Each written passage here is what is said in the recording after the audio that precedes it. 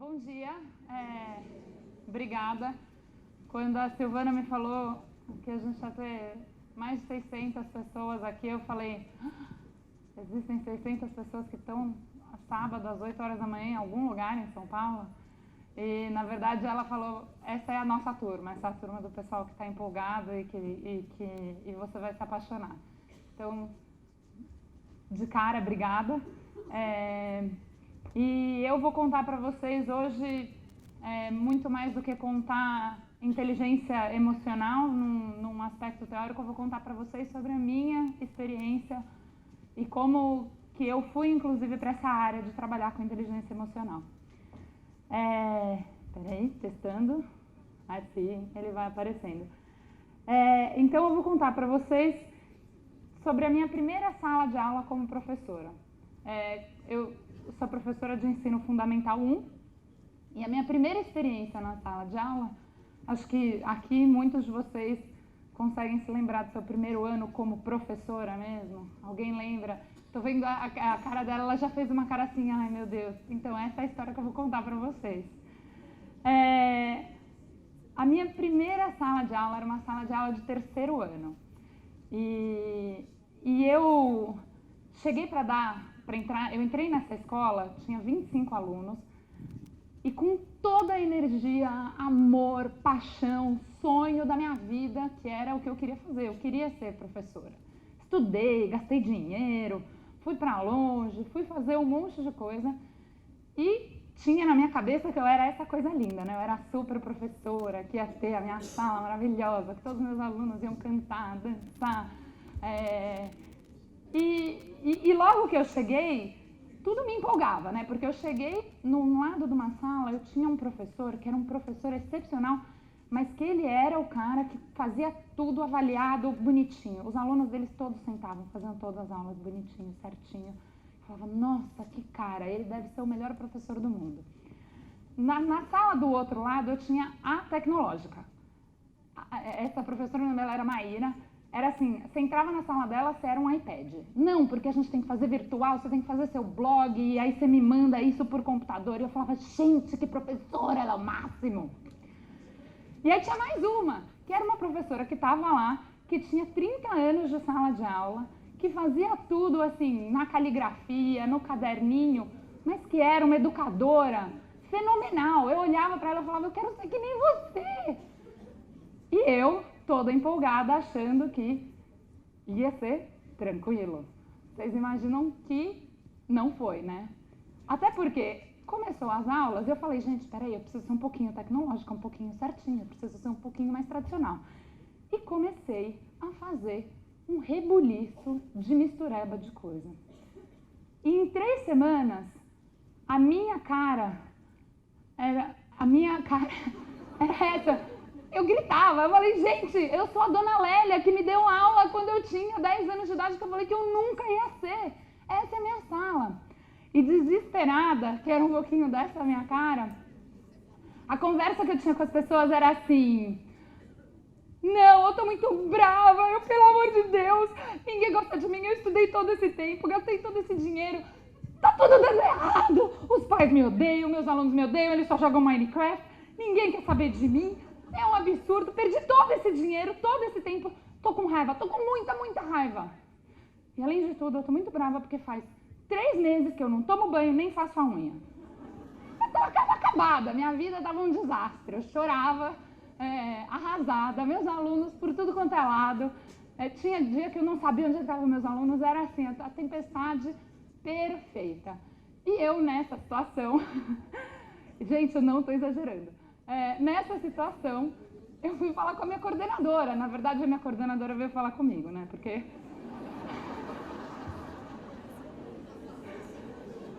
eu andava assim meu cabelo pra tudo quanto é lado. Eu lembro que o dia que eu tava com o cabelo arrumado, vinha uma aluna e falava, nossa, Letícia, como você tá bonita hoje. Eu falei, eu só pedi o cabelo.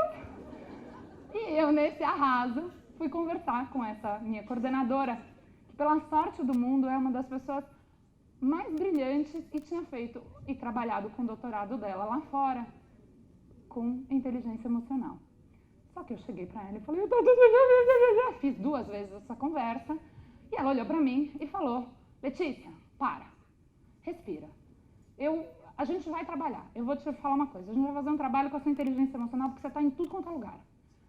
A primeira coisa que a gente precisa fazer é que você vai ter que respirar e a gente vai sentar para trabalhar junto. Enquanto ela falava isso, na minha cabeça eu virava o olho e falava, caramba, eu vim aqui para pedir ajuda para minha sala de aula, me manda ir para terapia. Quem é essa mulher? Aí a situação foi piorando. Mas como eu já estava meio num beco sem saída, eu falei, eu vou ouvir o que ela tem para me dizer, porque ela também se propôs a me ajudar. Ela se propôs a dar a mão e falar comigo o que a gente ia fazer junto. E aí ela falou, na verdade, essa foi uma definição que eu lembro que eu li, e ela falava assim, olha, a sua inteligência emocional, ela vai descrever essa sua competência, de como que você vai reconhecer essas suas emoções, porque, aliás, estão por todos os lados, como que você vai ver que isso está influenciando a sua vida, a sua sala de aula, com certeza em casa, o fato da sua unha não estar feita, e vai te dar informações para você saber como que você vai agir. Mas se você não passar por esse processo, vai ser muito difícil você realmente mudar a situação da sua sala de aula. Porque a primeira coisa que está acontecendo é que você está completamente perdida. E aí ela fez aquela historinha, né? Eu vou passar uma historinha. Ela falou assim, não, Letícia, mas isso não é só terapia. Tem uma coisa importante, preciso te falar. Inteligência emocional é um conceito muito embasado cientificamente, né? O primeiro carinha foi esse daqui, bigodudo, que é o Thorndike, em 1936, falou, inteligência não é só isso cognitivo. Tem uma coisa de inteligência social. Eu me relaciono com você, você se relaciona comigo, isso é importante, porque isso faz diferença. Depois, assim, o trabalho do Thorndike, ele baseou muito do que a gente tem da pedagogia de hoje em dia, de que o ambiente é a inteligência social e existe uma coisa que precisa ser trabalhada na escola, e a gente tem as nossas correntes socioconstrutivistas vindo com muita base nesse trabalho, inclusive do Thorndike. Nos anos 80, esse cara aqui, que hoje em dia não tá tão gatão, chama Howard Gardner, ele falou, galera, para tudo, existem várias inteligências, a gente tem múltiplas, ele começou lá com 3, 4, hoje em dia ele está com 9. E nos anos 90, no fim dos anos 90, esses 3 caras de Harvard e Yale viraram e falaram assim, então, gente, existe uma coisa que se chama inteligência emocional. E eles amarraram esse conceito que depois esse outro cara aqui, que é o Daniel Goleman, explodiu para o mundo e ficou super famoso. E a última contribuição que eu vou trazer um pouquinho para vocês é dessa mulher aqui que chama Carol Dweck, que é uma pessoa fantástica que vai trazer uma parte de um conceito de inteligência que se complementa com a inteligência emocional, mas ele fala sobre a nossa percepção, sobre a nossa própria inteligência e como que isso influencia o que a gente faz ou não faz. A definição daqueles 3, que é talvez a definição mais aceita em cima de pesquisa mesmo, ele indica 4 grandes componentes da inteligência emocional, que é a percepção das emoções, o uso das emoções, a compreensão e o controle. E em cima disso muitas coisas, inclusive o que a gente trabalha com socioemocional, com empreendedorismo, com projeto de vida, conseguiu encontrar uma base de onde a gente se fortalece isso como uma expectativa pedagógica mesmo, como que isso existe e como que isso aprende. Porque depois que ela me falou tudo isso, eu falei, tá bom, minha filha, obrigada, conheci os 3 bigodão ali, me ajuda, como é que eu faço isso? E aí, essa minha coordenadora virou pra mim e falou assim, ó, Letícia, a gente vai fazer um plano, tá? Eu vou contar pra vocês, eu jogava basquete, porque com esse tamaninho alguma coisa eu tinha que fazer. E eu nunca parei, nem pra respirar. Respirar e pensar e me centrar não era uma parte da minha prática era ir fazer. E a primeira coisa que ela falou assim, a gente vai fazer um exercício. E o primeiro exercício é que eu quero que você feche o olho e imagina quem que é essa professora que você quer ser, tá? Me fala. Você não precisa... Mas pensa, quem que é essa professora? Você... Desculpa, esqueci do microfone. Quem que é a professora que você quer ser? Você quer... Onde que você imagina? Como é que você imagina? Você é aquela menininha com aqueles 3 ou você tem outras coisas? Depois que você fizer, e eu fazendo essa imaginação, depois faz uma foto do que você está agora, mas eu não quero uma foto do que você acha, eu quero uma foto das suas ações. Eu quero uma foto do que você está fazendo na sua sala de aula nesse momento. E depois a gente vai traçar um plano. Porque como é que você chega de onde você está agora até onde você quer ser como professora? E a coisa mais importante que eu vou te falar é que quem são as pessoas ao seu lado que vão te ajudar? Onde você vai conseguir apoio para isso? Você vai conseguir apoio na sua sala de aula com os seus alunos? Você vai conseguir apoio em casa? Você vai conseguir apoio com os seus outros 3 colegas de trabalho? E foi exatamente isso que eu fiz, gente. Eu fiz um plano, eu vou até mostrar para vocês um pedaço do plano. E eu fiz um plano de como que eu ia trabalhar com alguns desses domínios. O primeiro domínio que eu resolvi trabalhar foi justamente o do meu autoconhecimento, a minha percepção emocional. Então, quais eram, Letícia? Quais são as suas forças? O que você é muito boa? Eu sou super extrovertida, eu falo bem, eu amo meus alunos, eu gosto de fazer coisas, eu sou super flexível, mas tem umas coisas que me atrapalham. Eu voltei para entender quais eram as coisas em mim mesma que podiam ser tanto potencialidades quanto perigos, quanto armadilhas para a minha própria prática. A segunda coisa que eu fui ver foi essa parte de autorregulação, que na época eu não sabia, hoje em dia, gente, super importante. E a autorregulação, o grande componente da autorregulação são as nossas funções executivas, então como que a gente trabalha com memória, trabalha com atenção, trabalha com o nosso controle inibitório, como que eu escolho fazer uma coisa em detrimento da outra. Mas muito como quando aparece uma emoção, que muitas vezes eu não consigo controlar. Eu lembro um dia que uma aluna, gente, pegou coisa de aluno de 3º ano, né? Catou um lápis e fez assim na amiguinha.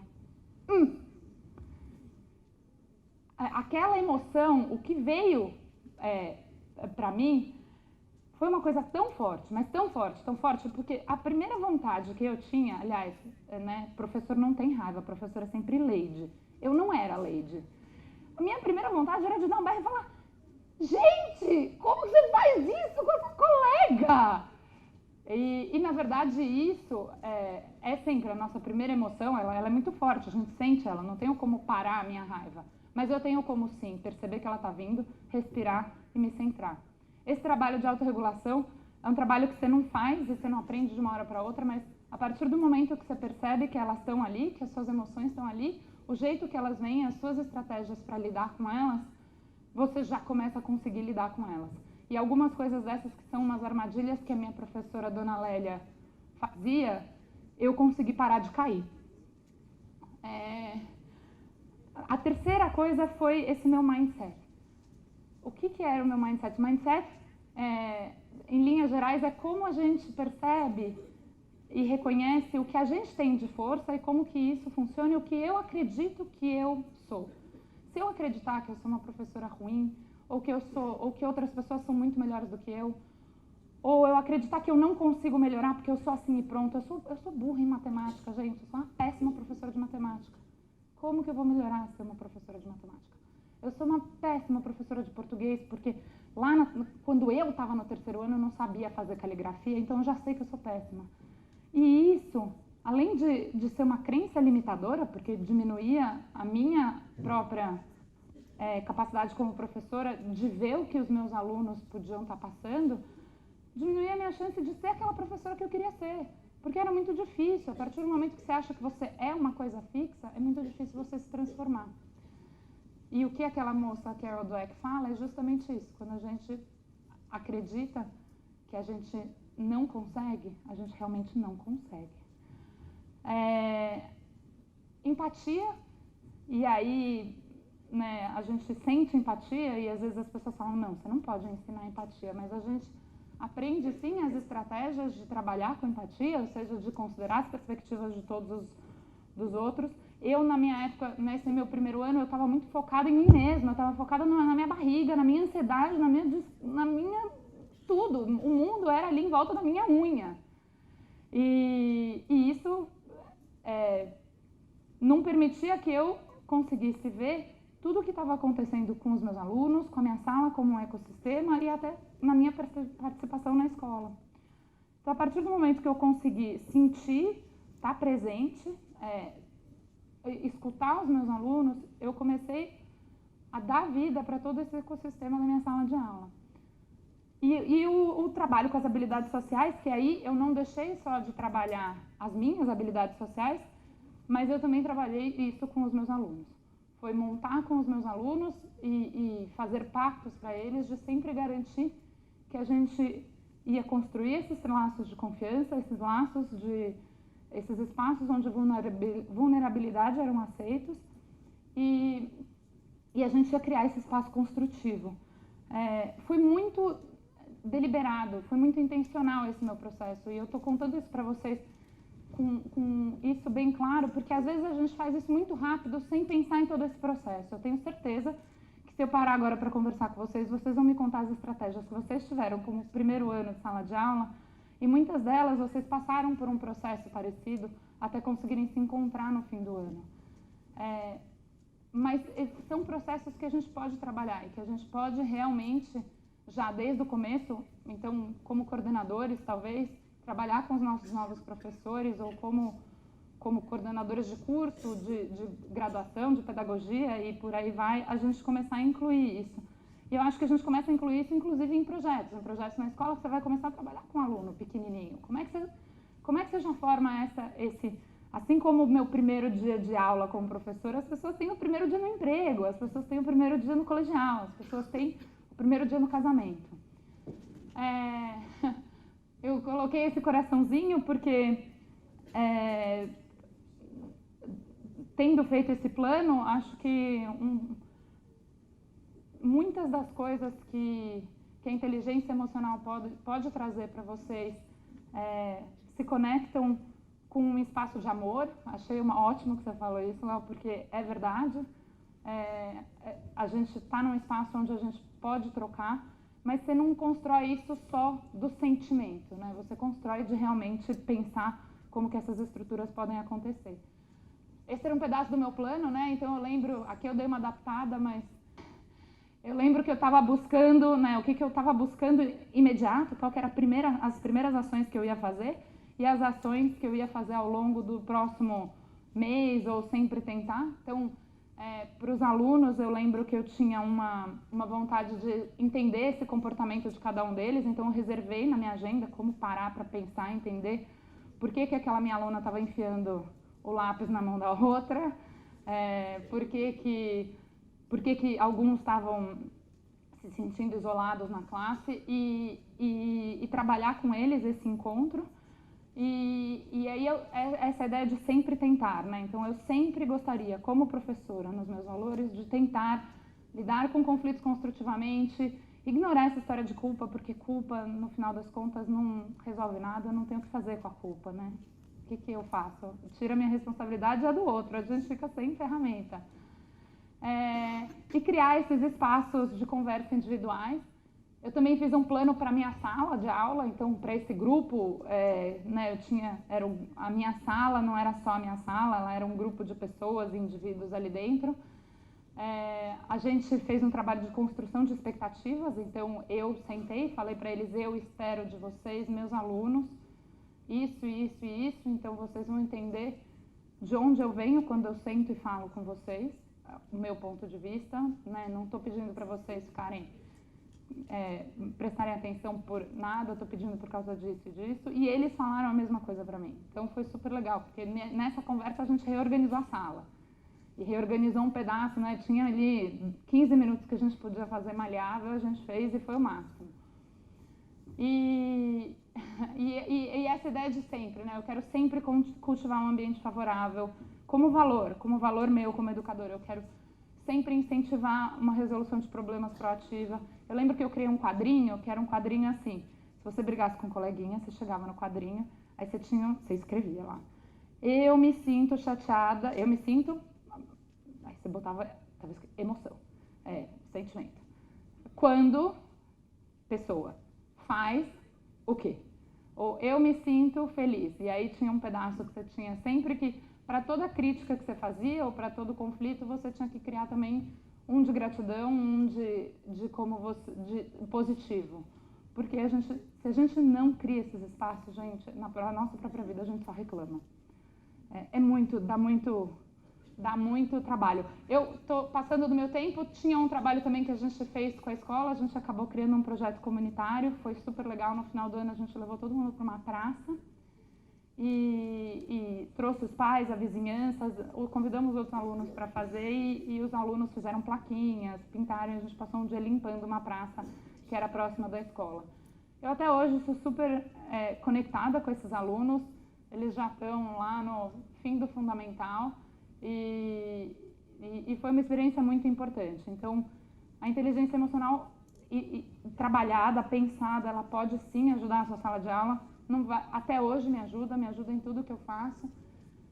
Né? Então, se vocês conseguem conhecer as suas próprias emoções, lidar com as suas emoções, entender que elas estão ali, lidar com os relacionamentos de uma forma proativa, você se motivar, colocar isso na frente de uma meta, imaginar onde você vai chegar ali naquele seu plano, onde você vai alcançar e reconhecer principalmente as emoções no outro, com certeza vai ajudar vocês a serem melhores professores, mas principalmente vai ajudar o aluno de vocês a aprender melhor.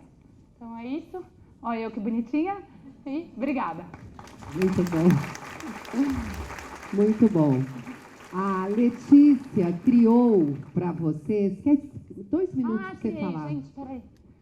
Eu vou mandar por e-mail para todas as pessoas. Ela criou um material muitíssimo interessante, com dicas práticas para esse trabalho em sala de aula. Tá? Gente, e eu vou distribuir para todos. Como o trabalho de inteligência emocional pode contribuir com a sua sala de aula.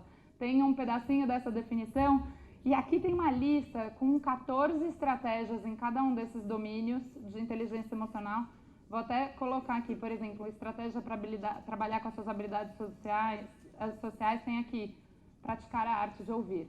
Então aqui a gente tem alguns componentes super interessantes, acho que se alguns de vocês forem coordenadores é uma coisa que vocês podem levar. E principalmente aqui embaixo tem muitas das referências que eu falei para vocês hoje de pesquisa e de ciência. Fica o meu contato para quem quiser e depois a Silvana passa isso para vocês por e-mail. Pode ser? Obrigada, Letícia.